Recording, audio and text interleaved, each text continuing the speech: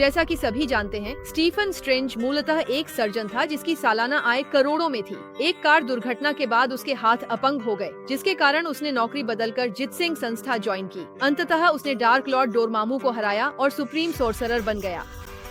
लेकिन एक अन्य ब्रह्मांड में कार दुर्घटना में उसकी प्रेमिका ने दुर्भाग्यवश जान गंवाई। उसे जीवित करने का रहस्य खोजने के लिए स्टीफन स्ट्रेंज ने जितसिंग संस्था ज्वाइन की, फिर भी हकीकत बदल न सका।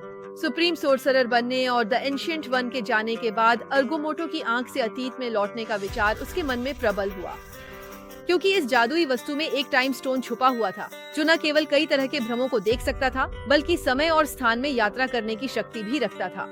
टाइम स्टोन की मदद से स्टीफन स्ट्रेंज अतीत में लौट गया, लेकिन उसे यह देखकर निराशा हुई कि चाहे वह कुछ भी कर ले, कार दुर्घटना को टाल नहीं सकता। यहाँ तक कि अगर वह क्रिस्टीन से दूर भी रहता तो भी उसे तरह तरह की अजीबोगरीब दुर्घटनाएं घेर लेती, जिससे वह लगभग टूट ही गया। इसी समय दी प्राचीन वन, एंशिएंट वन, अचानक प्रकट हो गई और उसकी हरकतों को रोक दिया, क्योंकि यह त्रासदी पहले ही एक अपरिहार्य एब्सोल्यूट पॉइंट बन चुकी थी। अगर क्रिस्टीन की मौत नहीं होती तो स्ट्रेंज कभी सुप्रीम सोर्सरर नहीं बनता। तब भला थैनोस को कौन रोकता, स्कारलेट विच को कौन समझाता, टोनी को कौन चुनौती देता और लोकी को टॉयलेट में बंद करने वाला कौन होता।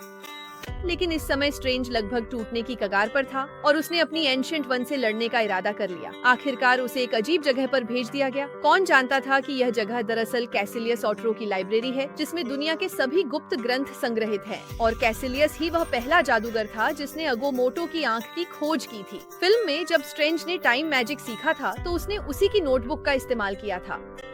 अनेक गुप्त ग्रंथों के बीच स्ट्रेंज को एब्सोल्यूट पॉइंट तोड़ने का तरीका मिल गया, पर विशाल ऊर्जा चाहिए थी। वह जादू से बार बार दूसरे जीवों को बुलाकर खुद में समाहित कर सकता था, लेकिन दूसरी दुनिया के जीवों की काली ऊर्जा उसके शरीर को भ्रष्ट करने लगी और वह एक भयानक राक्षस में बदलता जा रहा था।